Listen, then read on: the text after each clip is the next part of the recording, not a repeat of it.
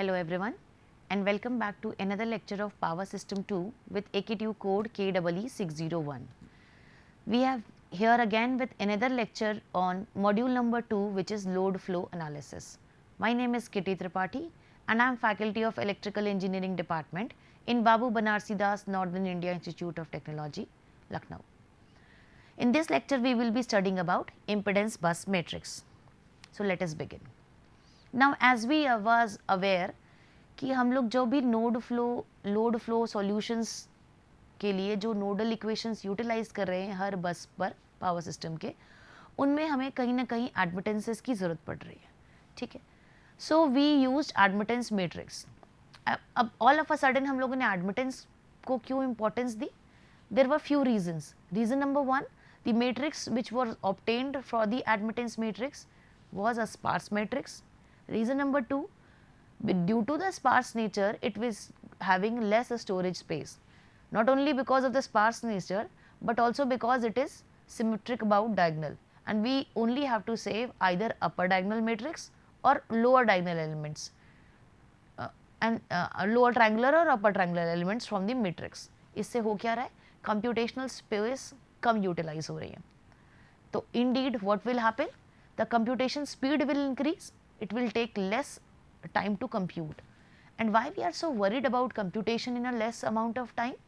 Because जब हम ये analysis कर रहे हैं तो हमारे पास एक बहुत बड़ा interconnection है, more than hundreds of buses together. So it is very difficult to calculate it manually, but through certain algorithms it is easy for us to do that. तो ये reason था हमारे पास admittance use करने का. अब सवाल होता है impedance क्यों use कर रहे हैं? Because it is always we do tend to incline and we have certain informations in the terms of impedance only. Directly we are in a habit of calculating. So let us understand how to determine bus impedance matrix also, so that parallelly we can compare. अब impedance matrix की बात करें तो impedance bus matrix, what is it? It is representing a impedance of the interconnections. And how much cross how much this matrix will be? The dimension of the matrix will again be n cross n, जहाँ पर n क्या है?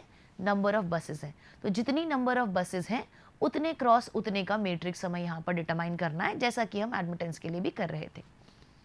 अब problem क्या है यहाँ पर?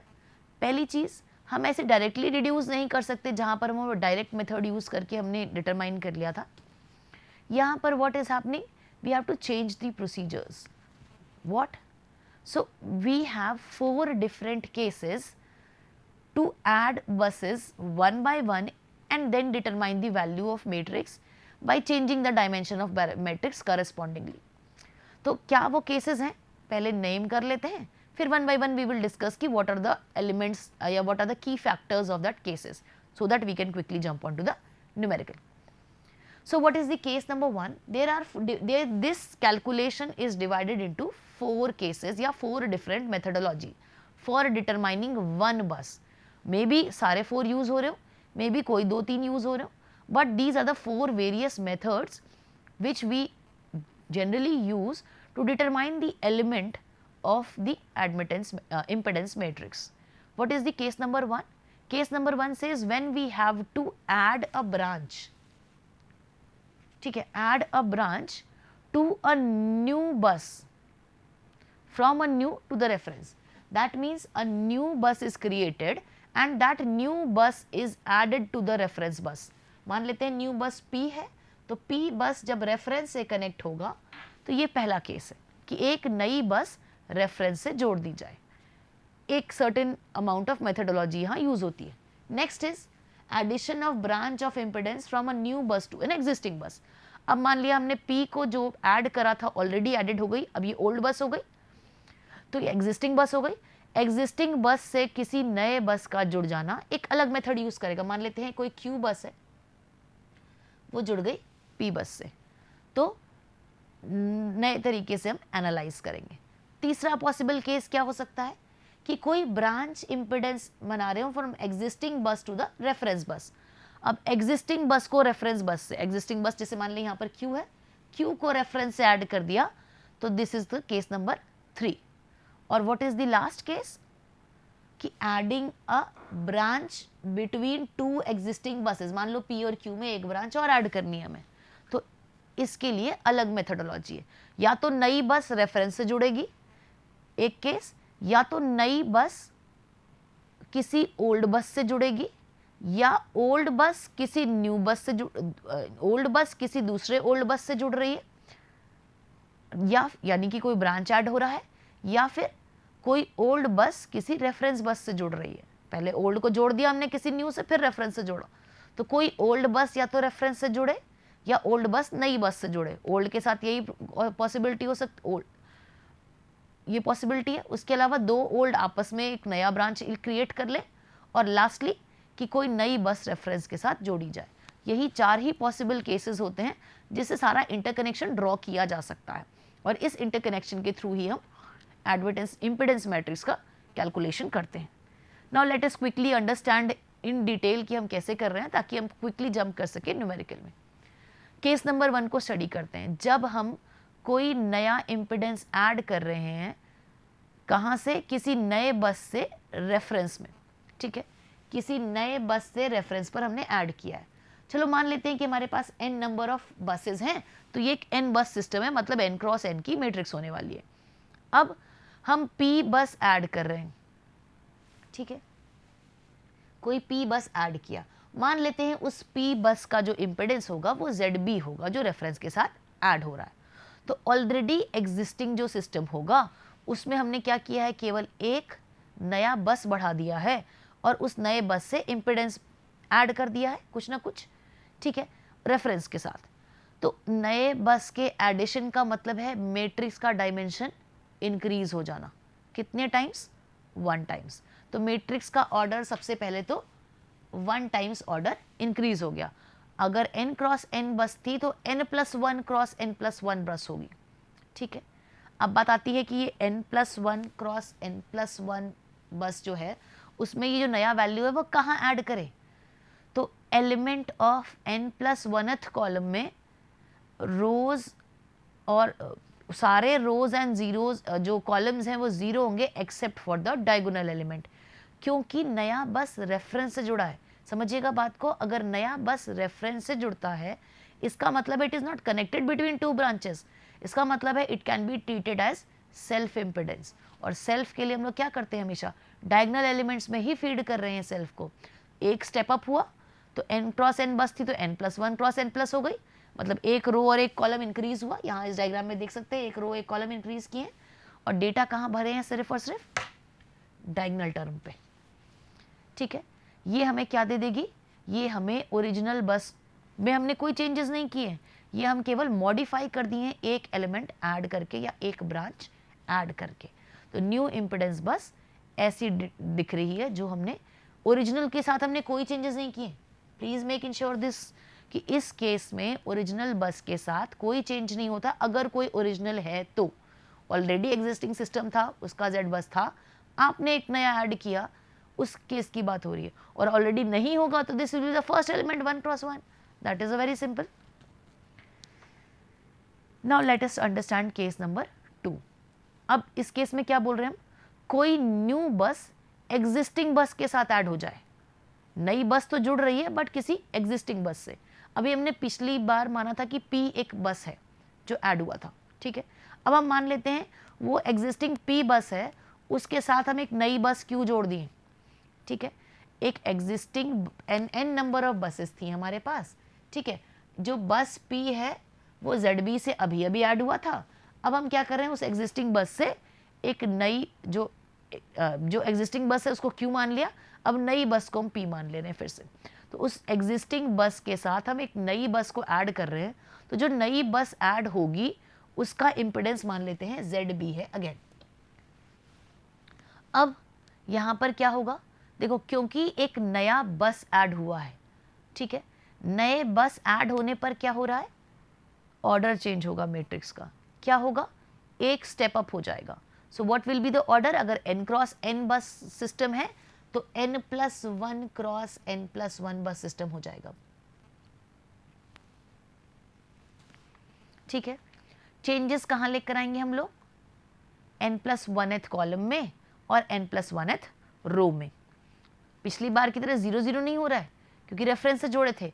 अब n+1th जो नया कॉलम और नया रो ऐड हुआ है उसके एलिमेंट्स चेंज होंगे। कैसे? तो जो डायगोनल एलिमेंट है वो ऑलरेडी जो था बस का इम्पेडेंस का वैल्यू क्यू बस में ऑलरेडी कुछ रहा होगा ना, आखिरी एलिमेंट जो रहा होगा ZQQ रहा होगा, अगर क्यू नंबर ऑफ एलिमेंट्स हैं तो ZQQ में हम एक वैल्यू ऐड कर दिए। कौन सी? जो नई वाली इम्पेडेंस आई है। क्योंकि देखिए हम लोग क्या करते हैं डायगोनल में हमेशा हम लोग क्या कर रहे हैं, सम ऑफ ऑल दी इम्पिडेंसेस जोड़ रहे हैं, ठीक है। तो ZQQ plus ZB value add हो गई। अब बच गया बचा हुआ रो और बचा हुआ कॉलम। तो जो n+1th रो और n+1th कॉलम है उसमें हम वैल्यूज ऐड कर देंगे। किसकी? नई वाली वैल्यूज की, 1 के साथ, 2 के साथ and so on. Similarly this is the existing value of the ZPth this is Q बस ना। तो जो ऑलरेडी एग्जिस्ट कर रही है वो थोड़ी ना हटाया है हमने, तो वो एलिमेंट्स तो रहेंगे ही साथ में जो नेक्स्ट एलिमेंट में आ रहे हैं, जो क्योंकि नया ऐड हुआ है टर्म किसी दूसरी बस से। तो अगर ऑलरेडी एग्जिस्टिंग बस है तो वो ऑलरेडी कई जगहों से कनेक्टेड होगी। उस बस से हम एक नई बस कनेक्ट कर रहे हैं तो प्रीवियस कनेक्शन डिलीट तो नहीं किया है हमने। तो जो Q1 Q2 जो अलग अलग Qth बस से जो एलिमेंट्स कनेक्टेड थे वो तो एज इट इज रहेंगे। केवल चेंज कहाँ आया है, n+1th में जो P बस ऐड हुई है वो डायगोनल एलिमेंट में वो टर्म एलिमेंट उसका ऐड हो जाएगा, ठीक है। ओरिजिनल बस यहाँ भी ऑल्टर नहीं की गई है, we should keep this in mind also. यहाँ भी ओरिजिनल Z बस में कोई चेंज नहीं किया गया है। जो हमने n+1th कॉलम चेंज बढ़ाया है, जो n+1th रो बढ़ाया है, केवल उसी में चेंजेस एप्लीकेबल है। सी हियर, सी n+1th रो और n+1th कॉलम में ही चेंज एप्लीकेबल हुआ है, उसके अलावा ओरिजिनल बस में कोई ऑल्टरेशन नहीं हुआ है। केस नंबर 1 में भी एक डायमेंशन इंक्रीज हुआ था ऑर्डर मैट्रिक्स का, यहाँ भी एक order is increase by 1। Third case समझते हैं। थर्ड केस में क्या कह रहे हैं हम Z बस को ऐड कर रहे हैं एग्जिस्टिंग बस से। कोई एग्जिस्टिंग बस में हमने कोई इम्पिडेंस ऐड किया है जो कहाँ से जुड़ रहा है, एग्जिस्टिंग बस हमने रेफरेंस से तो देख ही लिया है, अरे एग्जिस्टिंग बस न्यू से तो देख ही लिया है, न्यू और एग्जिस्टिंग के बीच का। अभी क्या बचता है कि एग्जिस्टिंग बस भी रेफरेंस से जुड़ जाए। एग्जिस्टिंग बस जो न्यू आई थी वो पहले किसी दूसरी बस से जुड़ी, मान लो अब वो रेफरेंस से भी जुड़ती है। तो अगर कोई एग्जिस्टिंग बस का कनेक्शन बढ़ा दें हम रेफरेंस बस से, तो याद रखिए यहाँ पर हमने कनेक्शन चेंज किया है, कोई बस इंक्रीज नहीं की है। तो यहाँ मैट्रिक्स का ऑर्डर चेंज नहीं होगा। क्यों नहीं होगा? बिकॉज हमने एग्जिस्टिंग बस में ही चेंजेस किए। एग्जिस्टिंग बस को ही रेफरेंस ऑलरेडी एग्जिस्ट कर रहा है और एग्जिस्टिंग बस का ही हमने एक ब्रांच चेंज किया है, एक ब्रांच ऐड किया है। ब्रांच ऐड करने से डायमेंशन नहीं बदलता मैट्रिक्स का, तो Z बस का डायमेंशन नहीं बदलेगा। तो इट विल अगेन बी, अगर n बस सिस्टम है तो ये अगेन n क्रॉस n बस ही रहेगी, ठीक है। अब जो ZB है वो कहाँ ऐड हो रहा है? जो Qth बस जो हमारी नई बस है उसके और, या जो एग्जिस्टिंग बस है उसके और रेफरेंस के बीच में। क्या करें? तो मान लेते हैं कि जो इम्पिडेंस है वो कनेक्ट किया गया है P बस से और एग्जिस्टिंग Q बस से, तो उनके एडिशन में ये काम हो रहा है। मतलब केस नंबर 2 ऑलरेडी अप्लाई हुआ होगा, ये बस पहले किसी ओल्ड बस से जुड़ी होगी, उसके बाद रेफरेंस से जुड़ रही है। सो क्या कर सकते हैं हम शॉर्ट सर्किटेड एंड की तरह ट्रीट कर सकते हैं। किसको? Q और रेफरेंस बस को। उसके बाद हम क्या करेंगे? इक्विवेलेंट एलिमिनेट करेंगे। इक्विवेलेंट मेथड यूज करेंगे एलिमिनेट करने के लिए। क्या करने के लिए? ताकि हम n+1th रो और जो n+1th कॉलम आया था केस 2 के बाद, उस रो और कॉलम के एलिमेंट्स को मॉडिफाई किया जा सके, ठीक है। सो वी हैव टू, क्योंकि हमने स्टेप डाउन मतलब जितना वैल्यू है चेंज तो किया नहीं है, अब एलिमिनेट करना है हमें केवल एलिमेंट्स को, ताकि हम चेंज कर पाए न्यू एलिमेंट से। तो रिड्यूस्ड मैट्रिक्स हो गई। अब इसमें हम क्या कर रहे हैं? रिड्यूस्ड मैट्रिक्स में जो इम्पिडेंसेस हैं उनके एवरी एलिमेंट को हम कैलकुलेट करते हैं by the formula which is mentioned here. ठीक है, सो यहां हमने क्या किया, एग्जिस्टिंग बस के साथ हमने एडजस्टमेंट किए, हमने कोई न्यू डायमेंशन ऐड नहीं किया है। लास्टली आते हैं कि अगर दो एग्जिस्टिंग बसेस हों और उनके बीच में ब्रांच ऐड कर दी जाए, मान लेते हैं दो बसेस हैं, उनके बीच में ब्रांच ऐड कर दें, तो इस डायग्रामेटिक फॉर्म ऑफ मैट्रिक्स में यहाँ आपको दिख रहा होगा कि एक इम्पिडेंस ZB को हमने ऐड किया है दो एग्जिस्टिंग बस में। अगेन एग्जिस्टिंग बस में एडिशन हुआ है, मतलब कोई भी डायमेंशन का चेंज नहीं आएगा, जितनी क्रॉस जितनी की बस थी उतनी क्रॉस उतनी की ही रहेगी। ठीक है, अब कर क्या रहे हैं, बस इम्पिडेंस मैट्रिक्स कैसे फॉर्म हो रही है, तो जो ओरिजिनल Z बस थी वो है ही है। अब जो दो के बीच में, जैसे मान लो H, हमने क्या बोला H और Q के बीच में है, तो हम क्या कर रहे हैं, H और Q के बीच वाली रो के रोज को और कॉलम को मॉडिफाई कर रहे हैं। ठीक है, मान लेते हैं वो n+1th एलिमेंट में है, तो how we can write for that impedance of n+1th element, we can write the जो वैल्यू ऐड हुआ है ZB प्लस प्रीवियस वैल्यूज के लिए जो ZHH, जो H बस जो ऑलरेडी एग्जिस्ट कर रही थी उसका डायगोनल एलिमेंट, क्योंकि ओल्ड बस थी, फिर दूसरी ओल्ड बस जो Q है उसका diagonal element -2 times the impedance which is being connected between H and Q, उसका term.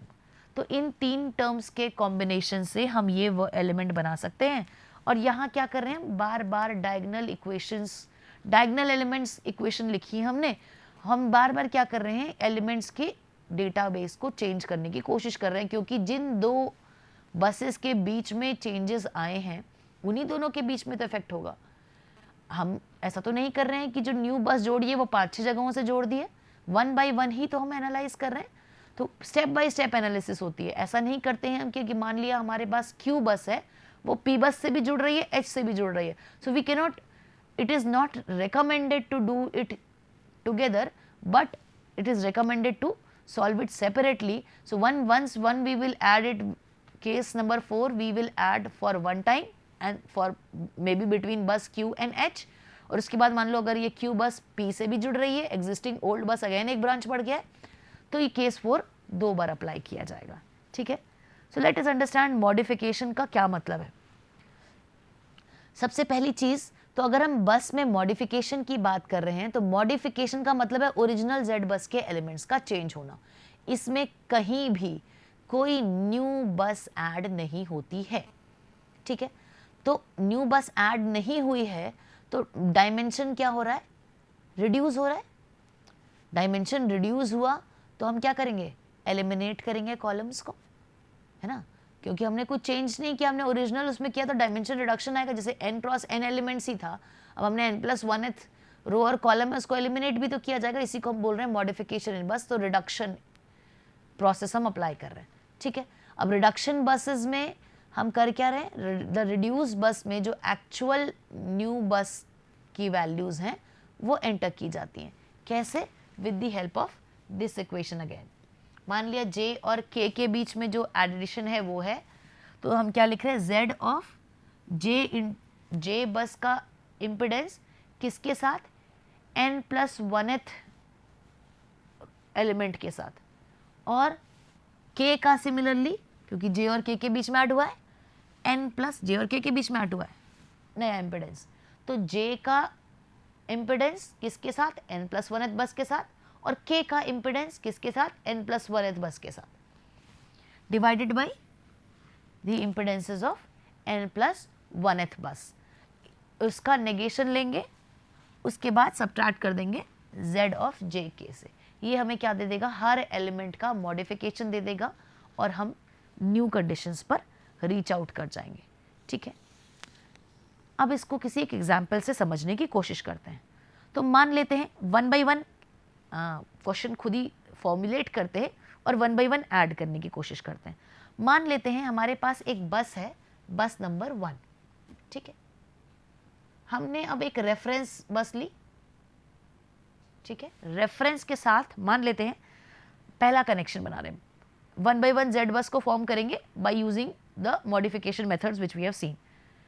We will slightly move on to the modification methods on an easier note by using matrix simplification methods. अब यहाँ पर क्या use कर रहे हैं देखते हैं.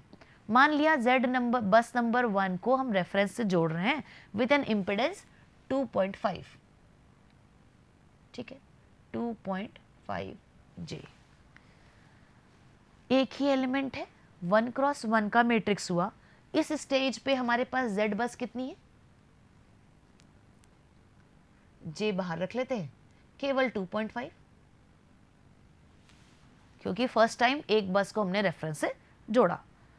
या ये भी कह सकते हैं केस 1 की तरह ही हमने एक पहली बार एक न्यू बस को रेफरेंस से ऐड किया, तो डायमेंशन 0 था भी 1 हुआ, कुछ तो एलिमेंट आए, 1 क्रॉस 1 का एलिमेंट ऐड हो गया. अब नेक्स्ट केस मानते हैं कि किसी न्यू बस को रेफरेंस से जोड़ा जाए. केस 1 का ही काम कर रहे हैं अभी हम, किसी न्यू बस को रेफरेंस से जोड़ दिया गया, ठीक है. लेट अस अज्यूम ये भी 2.5 ही है. अब हमने क्या किया है, किसी न्यू बस को रेफरेंस, अब ये जैसे वैसा ही काम हो गया जब हम जो रूल्स देख रहे थे केस 1 का, कि ऑलरेडी Z बस थी, उसमें कोई चेंजेस नहीं किया, नया रो और नया कॉलम ऐड किया और डायगोनल में एलिमेंट्स ऐड किए, ऐसा ही था. यही देख रहे थे ना मॉडिफिकेशन में, कि जो ओल्ड Z बस है वो एज इट इज है, क्योंकि हमने नया ऐड किया है तो डायमेंशन चेंज होगा, हमारे रो और कॉलम सब जगह 0 होंगे, जो नया ऐड हुआ है वही डायगोनल एलिमेंट में उसकी वैल्यू ऐड हो जाएगी. क्योंकि 1 क्रॉस 1 था, एक एलिमेंट बढ़ जाने से क्या हो गया, 2n+1, 2 क्रॉस 2 की मैट्रिक्स हो गई. अब सारे रो एंड कॉलम 0 हो जाएंगे, केवल डायगोनल एलिमेंट में क्या आ जाएगा, ये नया वैल्यू कितना, 2.5. तो अभी क्या हो गई मैट्रिक्स हमारे पास, 2.5 0 0 2.5, ठीक है. अब क्या करें, मान लेते हैं कोई नई बस नंबर 3 हम ऐड कर रहे हैं किसी एग्जिस्टिंग बस से. तो बस नंबर 3 मान लेते हैं हमने ऐड की किसी new bus added to an existing बस, मान लेते हैं 1 है इम्पिडेंस इसका. अब क्या करें, तो न्यू बस को एग्जिस्टिंग बस के साथ ऐड करने पर हमारा डायमेंशन क्या हो रहा था, क्योंकि एक नई बस ऐड हुई है, फिर स्टेप अप हो रहा था. How can be right, old जो Z बस है वो एज इट इज रहेगी, रो एंड कॉलम्स में एलिमेंट्स की चेंजिंग होगी. यहाँ पर बेसिकली जिसके साथ ऐड हुआ है, क्योंकि बस नंबर 1 के साथ हुआ उसका कॉलम, बस नंबर 1 का रो, और यहाँ ओल्ड वैल्यू प्लस जो न्यू वैल्यू इंस्टेट ऐड हुई है, यानी 1 के साथ ऐड हुआ है ना, तो Z11 का डायगोनल वैल्यू प्लस ZB 1 के साथ नया बस ऐड हुआ है ना, बस नंबर 3 बस नंबर 1 के साथ ऐड हुई है, तो 1 का कॉलम, 1 का रो, 1 का डायगोनल एलिमेंट प्लस ये जो नया बस ऐड हुआ है उसका इम्पिडेंस. अब मैट्रिक्स क्या बदल गई हमारी मैट्रिक्स आ गई 2.5, J बाहर ही है, ठीक है, 0 2.5, ये तो ओल्ड थी. न्यू में हम रो और कॉलम ऐड कर रहे हैं, रो में क्या, कॉलम में क्या ऐड करेंगे, ओल्ड वैल्यू में 1 का रो और कॉलम का वैल्यू. तो क्या ऐड हो जाएगा, हमारा बस नंबर 1 के साथ जो कॉलम एसोसिएटेड था वो देखिए आप 2.5 और 0 है, कहाँ गया ये, 2.5 और 0 है, वही रेप्लिका हो जाएगा कॉलम 1 का, क्योंकि 2.5 और 0. सिमिलरली यहाँ देखो रो 1 लिखा है, तो 1 का रो रेप्लिका हो रहा है, क्या हो जाएगा 2.5 और 0. और यहाँ पर क्या हो जाएगा, यहाँ पर ऑलरेडी जो ZBB था यानी Z11 था, उसके साथ हमने नया ZB को जोड़ दिया, यानी 2.5 + 1 विच बिकम्स 3.5. सिमिलरली मान लेते हैं कि अब हम 2 ओल्ड बस के बीच में जोड़ रहे हैं, यानी 3 और 4 के बीच में कुछ इम्पिडेंस जोड़ते हैं. मान लेते हैं इसको भी हम 1J ही ऐड कर रहे हैं. तो व्हाट वी विल डू, अब क्योंकि 2 बसेस के बीच में ऐड हुआ है, ठीक है, 2 ओल्ड है, तो हम लोग क्या करेंगे, 2 और 3 का जो कॉलम है उनका डिफरेंस लेंगे, ठीक है, जो ऑलरेडी प्रीवियस बस में था. क्या था, 2 में था 0 2.5 0 और 3 क्या ऐड हुई थी हमारी, जो लास्टली जो 3 थी अभी अनमॉडिफाइड बस 2.5 0 3.5, यहाँ डायमेंशन चेंज नहीं हो रहा है, दो ओल्ड बस के बीच में ही जोड़ा गया है, ठीक है, सी डी निकल गया, डिफरेंस दो एलिमेंट्स, जिन दोनों एलिमेंट्स के बीच में एडिशन हुआ है नया वाला, इसी का ट्रांसपोज ले लें, अगर सी डी ट्रांसपोज ले लें तो हमें क्या मिल जाएगा 2.5 0 3.5। अब हम क्या करेंगे next, C D into C D transpose कर देंगे, हमें कुछ मैट्रिक्स मिल जाएगी। ये मैट्रिक्स किस डायमेंशन की आ जाएगी, 3x3 की, you can see the values ना, 1x3 3x1 3x3, ठीक है। अब हम क्या करेंगे, अब एलिमेंट लेंगे हम mu into C D transpose, जहां पर म्यू क्या है, सी डी और सी डी ट्रांसपोज तो 3x3 की मैट्रिक्स आ गई, इनके ट्रांसपोज को सॉल्व मल्टीप्लाई करके सॉल्व करके वैल्यू रह गई बात म्यू की। तो म्यू क्या है यहाँ पर 1 upon the impedances associated which is all the sum of impedances existing there. तो सारे इम्पिडेंसेस का सम अगर हम इस डायग्राम, जो पिछला डायग्राम था इसमें करें तो ये सम निकल कर आता है 7, तो it will be 1 upon J into 7, और यहाँ C D into C D transpose जो कि एक 3x3 बस है, ये हमें क्या मिला, मॉडिफाइड बस। अब हम क्या करेंगे, जो ओरिजिनल जेड बस इसके प्रीवियस स्टेप में था